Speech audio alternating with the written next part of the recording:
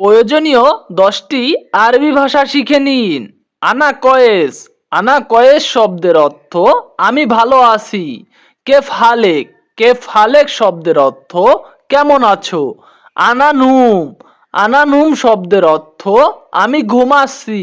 Lace num শব্দের অর্থ কেন ঘুমাচ্ছ। এসফি শব্দের অর্থ কি হয়েছে। আনা মারিদ শব্দের অর্থ আমি অসুস্থ।